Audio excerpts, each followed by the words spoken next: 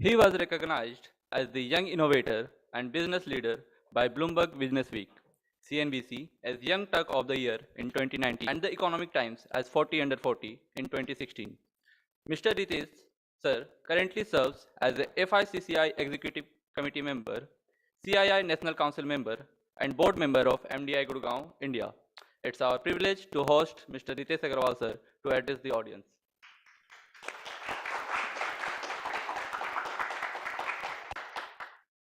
Thank you. Thank you so much for having me here. And more importantly, that all of you made time to, I see a lot of you in person on a Sunday. So thank you so much that, you're making time to, join this session today. I hope it is of interest and value for all of you. First off, congratulations in continuing to make a positive difference. I, of course, got to see some reading about how you continue to pursue new opportunities in the world of entrepreneurship. Hi, everyone. My name is Ritesh Agarwal. I started OYO. And of course, I think I'm very happy to be here speaking to all of you. What was very, very interesting to me is how passionate everyone was in this entire process between the time we first spoke and coming in and speaking to all of you today. Also, it's a symbol of normalcy to start to return after two tough years of the pandemic, to see a lot of you in person. So I'm glad that's happening. I hope in the future I can be out there with all of you too. Today, I think as I was thinking about what should I talk about when I come in and speak to all of you, I thought I would share a perspective of a few learnings I've had so far that I hope as many of you who begin your entrepreneurial journey, some of it may be valuable. And the second is also to say, what would be, if I was in your shoes today, what are a few things that I would truly want to see as great opportunities ahead of myself, and take advantage of it. So those are two things I wanted to share. And of course, I think if we are left with time, I would love for ensuring that we have enough amount of question and answers, and I can be a lot more quicker in running you through some of the thoughts that I had. So, the first context I wanted to spend some time on is saying that without further ado, I think one of the things that I'm sure a lot of you think about is saying, now that I'm pursuing my, business school, at some point of time, there would this, for people who want to become entrepreneurs, there would be this perspective of saying, should I take a plunge immediately after a business school? Or should I take a job, do well there for a few years, and then pursue the opportunity to pursue my own business? The honest answer is to each one their own, and it's very hard for me to say what's the right thing to do among both. Both are reasonably well proven and reasonably successful paths. Clearly, one is more risky and one is more methodical, but it's effectively an individual choice. But I will share a few things that may help you, operate regardless of whether you're pursuing a corporate career or pursuing entrepreneurship. The first thing that I have learned consistently is the ability of making sure that do not be afraid of trying new things. And in the world we live in, specialization as a choice, the value of it remains not as significant as it used to be earlier, especially when you're becoming an entrepreneur. So you will find chemical engineers plus marketing majors pursuing financial technology startups. So instead of prioritizing, here's what my background has been, take your learnings of your undergrad and graduate education only as great first principle learning, which has trained you to become a better person, but then be able to take bigger leaps ahead of yourself. And this I wanted to relate with my own experience, which is right after senior high school, when I wanted to pursue entrepreneurship, almost everyone around me felt that that was a bad decision, should not happen, definitely not in the hospitality industry. Typically what happens is conformity, and the great word I thought Kritika shared earlier. I think conformity fundamentally is the biggest, in your learnings, you would hear about commodity versus specialization. By design, commodity businesses have lower margin and specialization businesses have high margin, right? In similar perspective, the ability of not getting into conformity oriented sectors. For example, everybody is pursuing, let's say, call it edtech in the last 2 years. In these times, as you try and pursue your new business opportunity, you should not be afraid to try and pursue a business opportunity, which is the complete opposite. Because if you pursue something more, so that's the first thing, right? That is, take the leap and don't be worried about taking the leap with a unique perspective around yourself. It's a longer path, it's a more challenging path, but there is significantly more value in it. And that's what I learned by pursuing hospitality back in the day, because I felt naivety of mine to not know how challenging or how much effort that goes in creating, learn more and continue to create value, and hence also create market leading position over years. The second thing that I wanted to share linked to this is, what is the right time to start? Is it when I have gotten an idea? Is it when I think that it is commercially attractive? Is it when I see a new opportunity around myself? My thought here has been, and the subjective way of thinking about it is, if you have an idea which you can't stop thinking about, even when you are bathing, you're talking to your friends, no matter what, you're just constantly thinking about that one idea in your mind. It just is the right time for you to pursue your new goal, to try and build a company around yourself. In this, there is constantly this question that will come from your friends saying, what if you fail? What if you are not able to make a positive difference? Start with a career and then try and pursue entrepreneurship. I can assure you this, in today's world, I'm not sure about all companies, but majority of the companies, including the company I work for, we would appreciate talent who has learning or experience of trying and building their own company, getting their hands dirty, a lot more than somebody who has just come out of university along with a corporate experience. Because every company today, whether it is a legacy company or a new age company, everybody are using the word entrepreneurial. Even if we would like our team members, our talent and management to become actively more entrepreneurial oriented. So if talent comes with the perspective of having given it a go themselves, they become exceptionally more valuable. So the point I'm trying to make is, there is no downside to trying or pursuing entrepreneurship.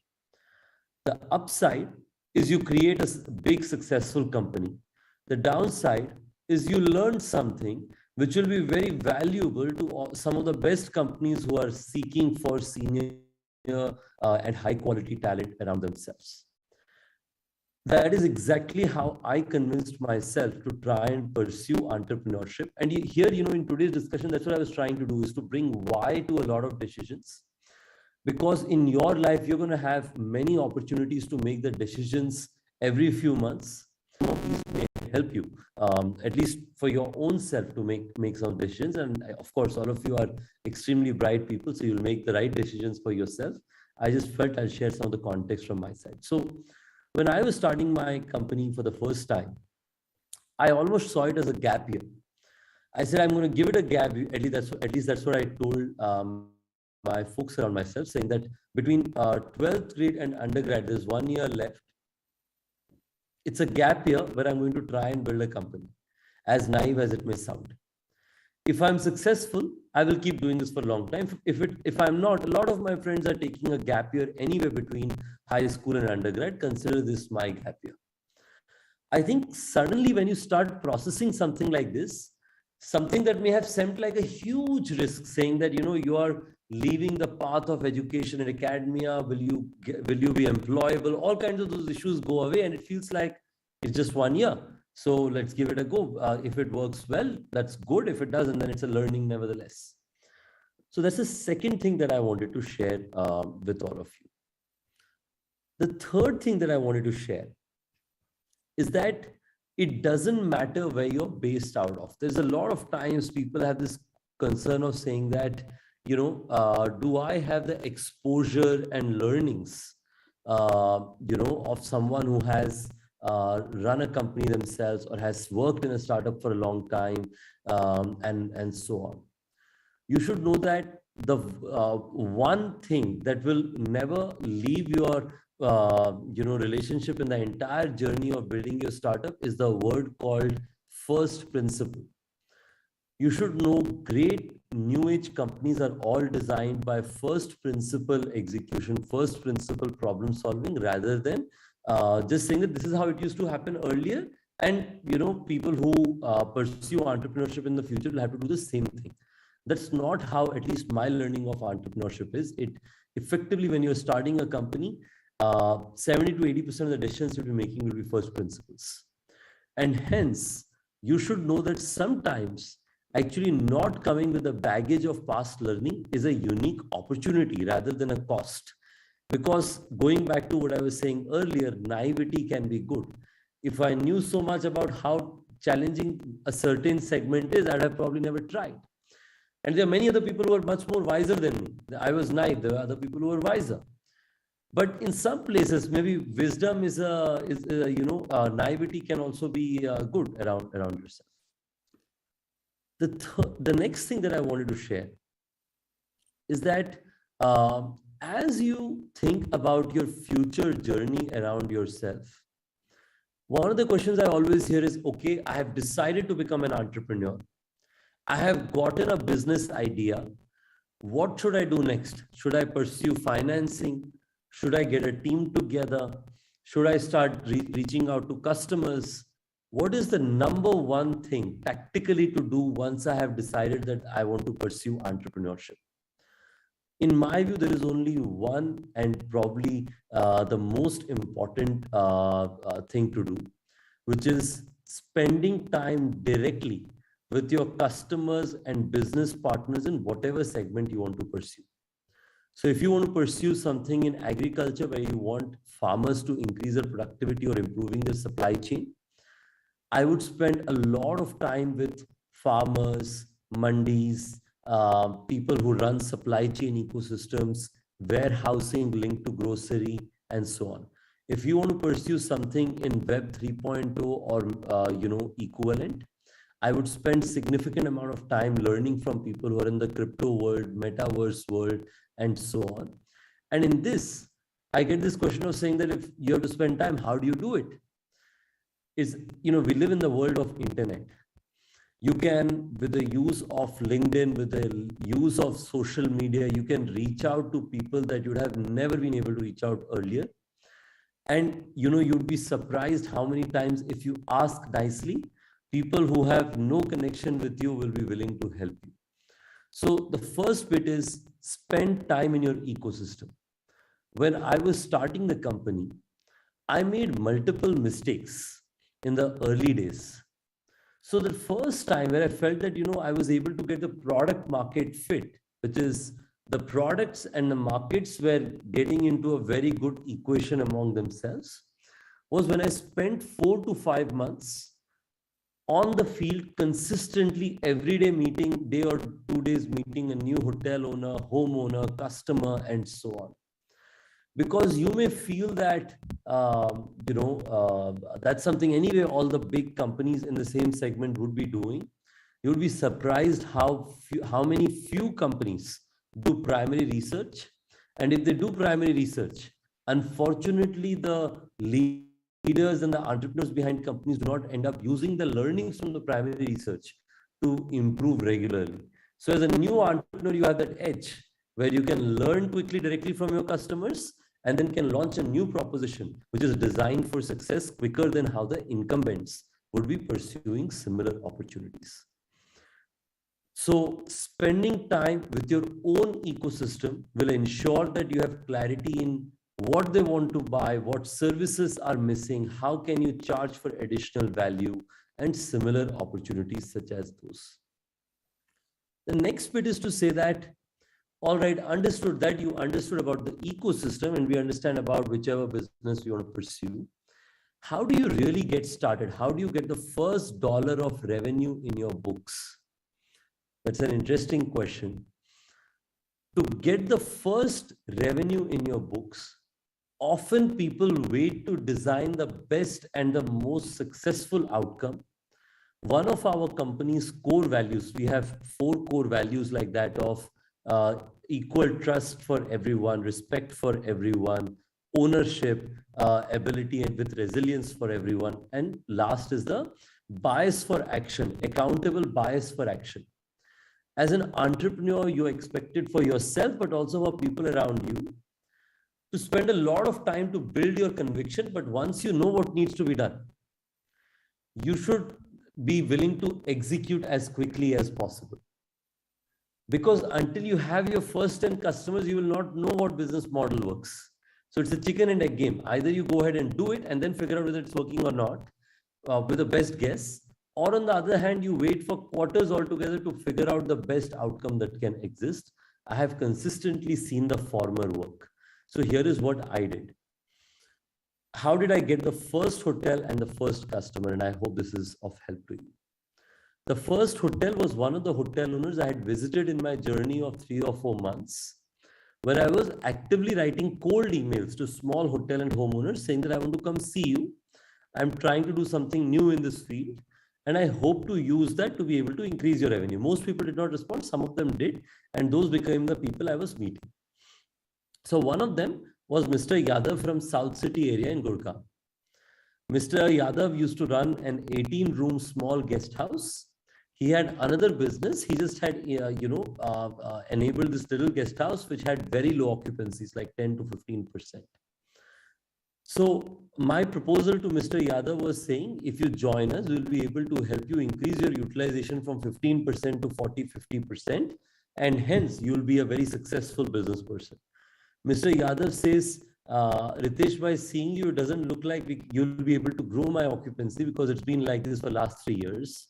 But that said, there is no downside to giving it a go because my occupancy is all anyway so low that iske to niche nahi aayega. It will not go worse than where I am at today. So that's where Mr. Yadav joined our platform. He became our first hotel owner. That's how he joined us, with the perspective of saying no downside, there's upside. On the other hand, the proposition we give to our small hotel and homeowners are twofold. That is, one will help you increase your revenue by 1.5 to 2.5x. And second is will give you the way of managing your premises easy. So you'll be surprised that today, of course, there is scale. You have 1,000 plus engineers, product managers, data science people. There's a lot of resources to enable this. How did we enable this for the first individual hotel? How did we get 1.5 to 2.5 times jump in business? So there were 3 to 4 things that I did to be able to enable higher utilization for Mr. Yadav. The first is bringing in straddled pricing, where essentially what I used to do, travel as an ecosystem has dynamic pricing that has existed for the last few years, at least in the airline industry, you may have heard. But it did not exist in the small hotel industry. So one data point I constantly saw is that, for example, Mr. Yadav and the similar hotels used to typically rent for, let's say, 2 to 2.5 grand a night, with an average utilization of 15 to 20%. However, the elasticity of pricing was fairly high. That is, or rather lower, there was lower elasticity of pricing, which meant that as prices fell even by a little bit, the bookings dramatically grew. So here is what I did in straddled pricing.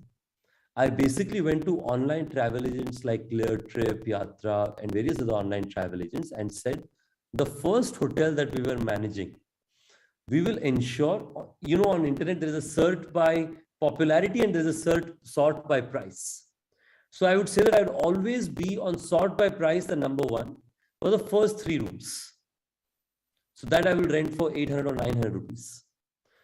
Once the first 3 rooms are rented, suddenly our hotel becomes very priced more fairly and get whatever is the real due of the accommodation. So straddled pricing was one thing that we launched, which is went from 1,500, 2,000, 2,500 to starting at 999, going up to 2,500 in terms of straddled pricing. Second, better content. I looked at some of the key hotels, top 5 hotels listed on these websites, and there were a few things similar. Warm white light, runners and cushions in beds, a reasonable portrait in the room, a few similar things, basics. So I convinced Mr. Yadav to invest and put all of this in their hotel. And the third is improving reviews and ratings. As you know, in the world of internet, consumer choices are highly driven by reviews of the hotels or homes that they are booking. The entire staff of the hotel was earlier incentivized to charge customer the highest prices. I changed that. I convinced Mr. Yadav to incentivize the entire staff just on reviews and ratings for the hotel, which meant if they get 4.5 plus reviews and ratings for the hotel, they can get higher income, almost 30-40% of the compensation increase. These three combination ensured that Mr. Yadav's hotel went from 15 to 20% occupancy to the end of the month, last week occupancy of 80% plus. And of course, that sort of brought the network effects for the business growth. Today, all of these have become digitized, where today we do millions of price changes a day, which machines do. So straddled pricing have become dynamic pricing. Image improvements have become imaging sciences by using TensorFlow. Reviews and ratings have become systemized, where we are able to run large-scale audio and video-based training sessions and a gamified version to enable small businesses and hotel and owners and managers to want to improve the quality of customer service. So the same things we do, but we just do it by using technology because we operate at substantial scale, right? Where on one side we are serving 1,57,000 hotels and homes around the world, and on other side we are serving over 100 million customers or 10 crore customers over the years. Then there's a question I often receive for someone saying that, okay, business idea, opportunity, challenges are all good. Tell me about what ideas are you excited about in the future? I'm not excited about any specific idea. I feel every ecosystem is or industry is going to be very interesting, but there are few similarities I believe those industries will have. I think fundamentally the startup ecosystem today in India is in a place where every ecosystem or every industry you'll see, there are 1 or 2 companies which are unicorns and growing on top. But the similarities you will see, and that's what I encourage you as you are in your formative part of your career, is data science, AI, machine learning, Web 3.0. These are not words you will hear just as just nice sounding buzzwords. These will become real life influencers to all of our businesses. For example, OYO uses such technologies for Plutus, which is the product that or the tool that enables dynamic pricing for a platform. Or pricing and discounting and search and ranking is driven by machine learning algorithms. Earlier, content writing used to be a project where today, increasingly with GPT-3, a lot of those are being written by machines themselves. So if you do have time and you're wanting to learn something new, I encourage you to understand and spend more time reading up and learning about the power of AI, machine learning, GPT-3, data science in real life businesses. And whether you are working in a company later in one of the best careers you want to pursue, or whether you want to start your own company, all of these will make a positive difference for your lives. I can go on, but I wanted to give you a cheat sheet today of why to pursue entrepreneurship and how to get started.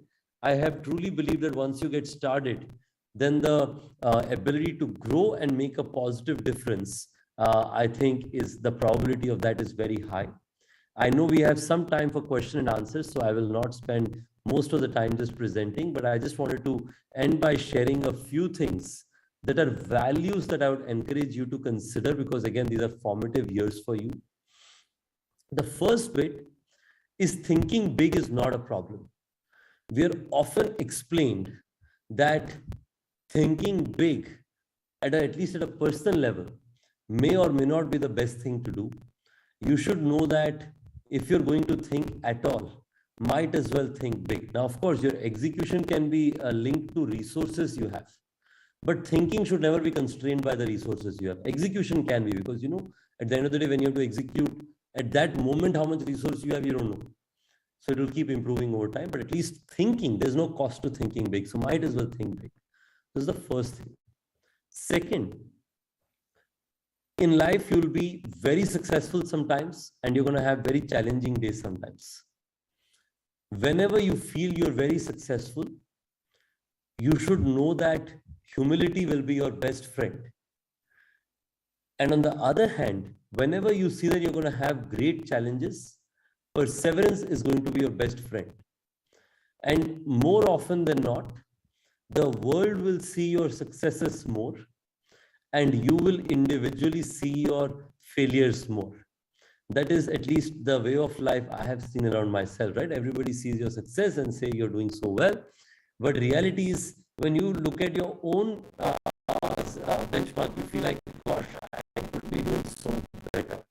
Hence, perseverance will be very crucial for oneself, especially for people who are self-critical, who challenge themselves at whether they're doing a great job or not. And what I mean by that is, whether you are in a corporate job, startup job, or pursuing your own company, or consulting, banking, whatever have you, there will be many moments in time where you will feel like, I should give up. It's not my calling. Even though inherently you want to be successful there. In those moments, I'll tell you this, the value of just fighting it out is, unparalleled. You'd be surprised how many times you win if you're just at it. People always say, if you show up on the field for a game, that's a 50% probability that you can win it. At least there's a chance that you'll win it. But if you leave the field quickly, there's 100% chance you'll not be successful. So being in the field matters a lot more than just winning in the field. Because if you're in the field, if you don't win today, maybe you'll win next day. But if you run away, then the chances of winning definitely become zero. And last one is, getting your hands dirty, I think is something I would encourage you very highly. You should know that this is very unique competency that you will have around yourself and will help you bring great talent around yourself. The companies at the end of the day in today's world, and frankly, always, but in today's world more than ever, where your competency is your technology and your talent rather than of factories, right? You don't have so much of physical, competencies that one builds. So in that, as you build talent, I think this will be exceptionally valuable. I'll tell you the story of our company, and I promise I'll finish with this. I started this business alone, and I met hundreds of people to convince them to come and join me to become our early members. Some people gave it a go and stayed for a couple of months, like in a project basis, and moved on. Or on the other hand, most people said this is not their calling. However, as I told to myself that I'm going to make this a successful no matter what, even if people don't come and join me. And for almost 7-8 months, our company was just serving one hotel and was flattish. Until I and Anuj were together there. He's our chief project officer today. Until both of us found Abhinav, who's our chief operating officer and chief product officer, joined us almost 7.5-8 years back, still with us today. He joined us when we were one hotel, signed 2 to 3 hotels, just one which we were servicing. I think 3 months after he came, our business scale completely changed. We were serving like 30, 40, 50 hotels. So good talent, the value of that is highly underappreciated. And they'll all come from different walks of life, right? Like, for example, I was actually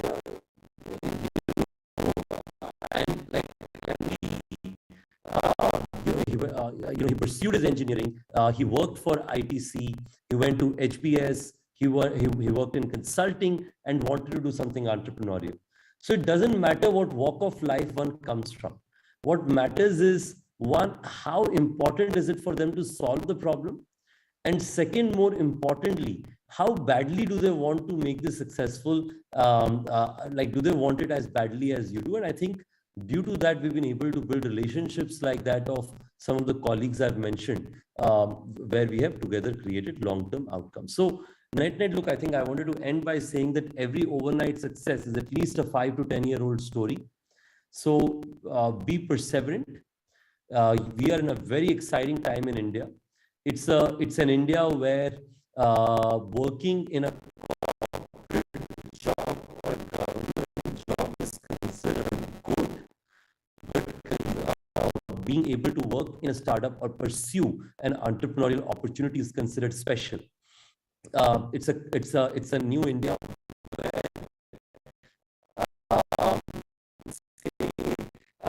why building new companies is good around yourselves in societies and communities on national television. There's an active part of everyday conversation. So you should be lucky to, or you should be proud to be in an India where entrepreneurship is celebrated.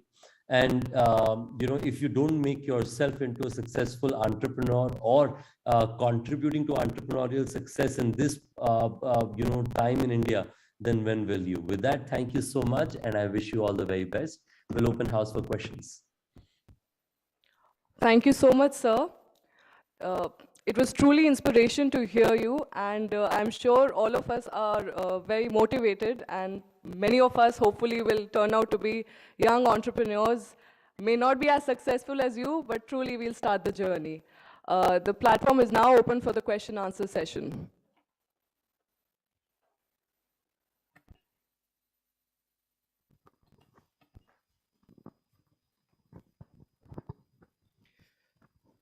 Oh, am I audible?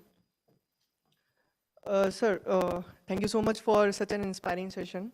My question is regarding the speech that you have just delivered.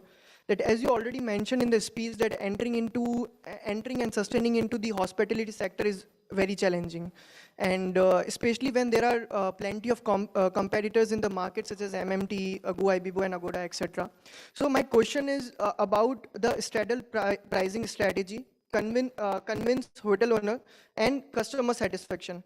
So many a times that we see that lowering pricing will lead to inconvenience to the hotel owner.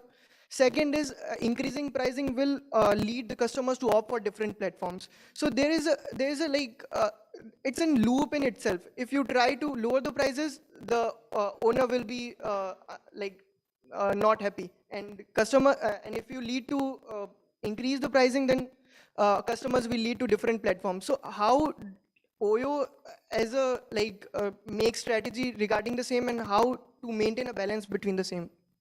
I think that's a fantastic question. And I think this is relevant for every ecosystem you'd operate in. In India, I have constantly seen that our country demand is more than what anybody else anticipates. The trouble is, do you have good quality supply at the right price point available at scale? So given that, I think this answer hopefully will be valuable for cross industries. That is, getting right product at the right price is a very core part of creating a long-term success for your product. So I think let me try and share the problem statement in a little bit better for interest of everyone. When I first came to Delhi, I used to, I was trying to pursue, people from Delhi will relate with this word. I went to stay at a Barsati. Barsati is like a little room that people make at the top of buildings, and they give it to like a paying guest, right? Whoever wants to come in and stay there. So, there was this landlord whose Barsati I really liked. So I wanted to go and stay there. And it was empty all the time. So I used to tell my landlord that, why don't you give this Barsati to me at a price which is 2,000 lower than what you are willing to rent today. So she was willing to rent it for 10 grands, for instance, and I was asking for 8 grands. And it's been empty for 2 months already. So you have lost out on the opportunity of earning that, 8,000 rupees for the sake of trying to get the 10,000 total upside. And she would always say that if the place remains empty, no problem, but I want to be able to earn my whole 10 grands, right?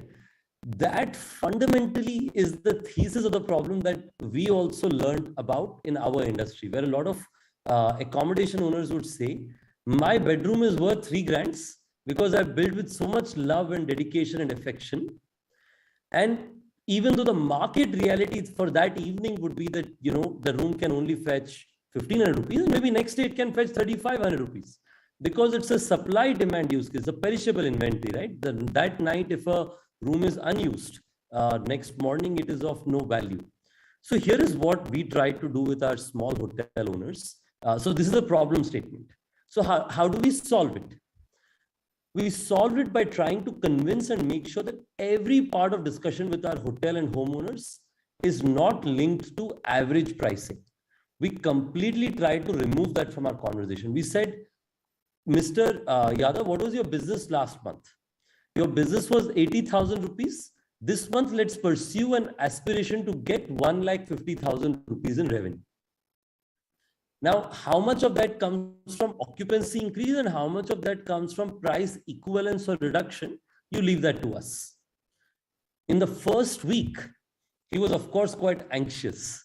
So we had to tell him that, give it a full month. You have to give it a full month. And we had to spend a lot of time just engaged with him for the first week, because he thought, look, I spent so much time loving and building this hotel, and now this room is being sold for 999 rupees. So he was very unhappy. But then weekend, when there was a big group traveling, they all paid 2,800 rupees because that week the city was getting a lot more transactions. Then there was no complaint. And 1 week later, when we were able to share that the revenue on a week-on-week basis has grown so much, and we said, let's just use this as an anchor of success. Since then, we've never had a complaint from this specific asset owner, and it has consistently been the case over the years. So that is, be consumer first and convince your partner or your business relationship partner by using hardcore data of using overall revenue for success rather than unit-based pricing. That's sort of the macro perspective that we learned. The second perspective, which I think is how do we keep the balance? I think around ourselves, there are lots of other budget hotel brands that are coming around, right? And our perspective is we want to constantly bring better ratings and equivalent prices to them. So as a consumer, I want consumer to always say that at the price, the quality that I'm getting at an OYO, I can't get that anywhere else. Now, of course, I may be able to spend 2x the money and get a different experience. That's fine. That, we don't compete in that segment. But in the segment where an OYO is available, we want to provide better services for a lower price for our users. And that allows us to build, the best choice for our users. So that's sort of how we think about pricing for merchant and customer. Merchant should get more income, and consumer should get the, at that price point, one of the better experiences. So that's the two things that we have done to maintain a balance. Thank you, sir. Thank you so much. Thank you. Appreciate it.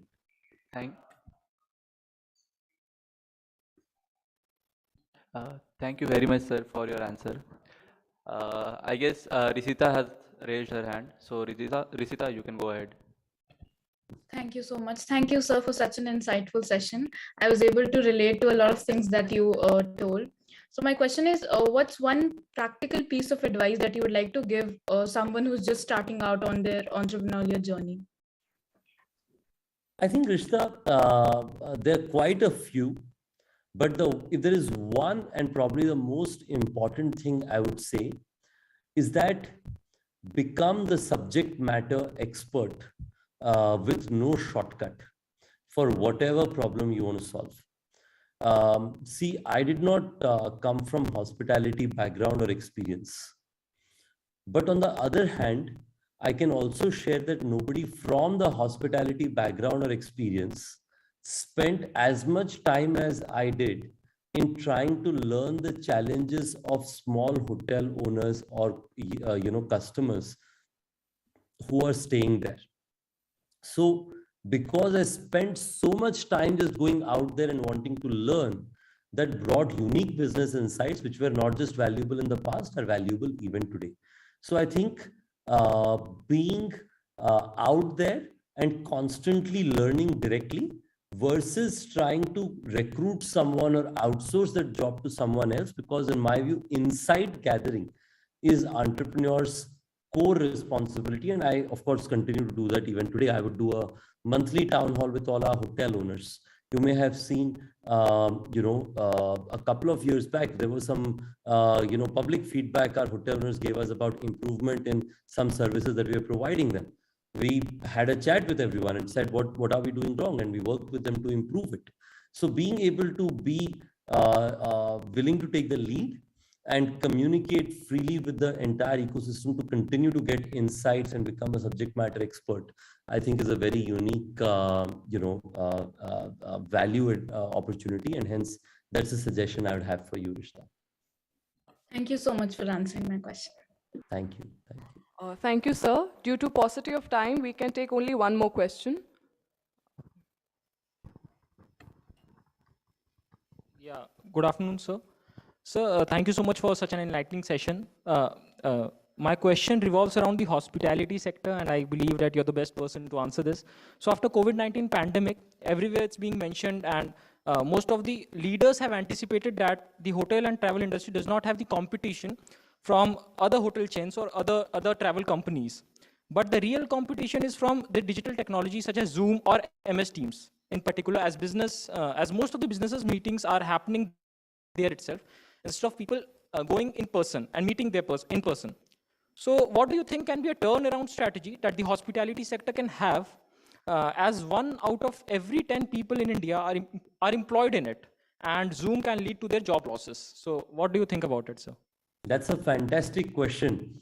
I think, so first off, I think travel and tourism industry after COVID will never be the same again. It will fundamentally transform, as most industries do whenever faced with such a significant change ahead of themselves. So on one side, I think, again, I think this is my industry view, not OYO view, primarily because at OYO, our customers are primarily small and medium businesses, families wanting to take a holiday at a hill station or a beach, or young millennials who are backpacking or exploring new towns and cities. So we don't have a lot of, for example, consulting slash banking demand, which forms the fulcrum of a large amount of demand which is being transformed by video calls. But that said, the industry question is still very relevant, saying that when such travel reduces, when people used to do weekday, weekend travels, how will that be replaced in order to make sure both employment and the overall economic contribution of travel remains true? In that, the one big bet that or two big bets that I'm very excited about is work from anywhere and the road trips. So increasingly what I'm seeing around myself is people are doing Zoom calls, but they're doing it from a beautiful OYO home in Manali. Instead of just working out of an urban city, because effectively, if you're going to do a Zoom call anyway, might as well do it from a place with a nice view, right? And it's also cheaper rather than living in an urban city. And what it will mean is also, you'll be surprised how quickly industries transition themselves for the talent to also move that way. So there's more business that go from upmarket or mid-market business hotels to leisure holiday homes. You will rapidly see talent to go and work. I need to arrange it. Yeah. So that's sort of, the big opportunity that we've been excited about. There's, of course, a long way to go, but I believe that travel and tourism will continue. It will be bigger than it was pre-pandemic. It'll just be different from what it was. And I think in that, road trips, holiday homes will be a great opportunity. And I don't know if I mentioned this, OYO is one of the leading choices of revenue management and business management platforms for homes in Europe, where we help serve close to 100,000 homes in that part of the world, of course, with sizable business in India and Southeast Asia as well. Yes, thank you, sir. So OYO is one of the most sought of choice, and you're one of the most sort of young generational leaders in this generation. Thank you so much, sir. That's very generous of you to say. I don't say we've not made mistakes, but we learn and become better constantly. Thank you. Thank you very much for your answer, sir. Now I would like to request Dr. Pratik Jain to give the vote of thanks.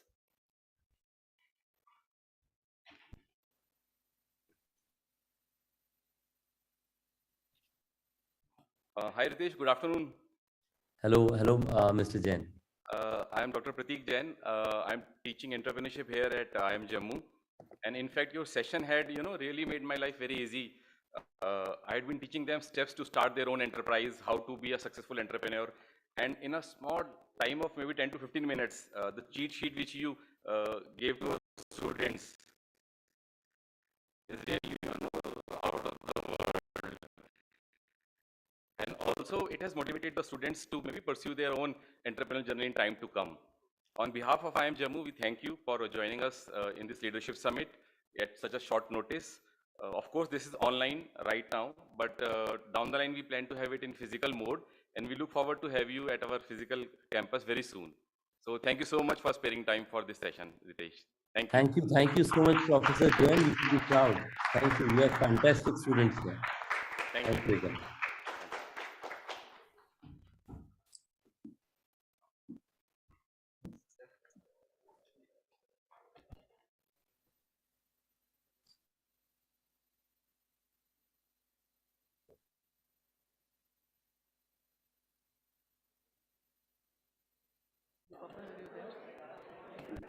Sharing rights.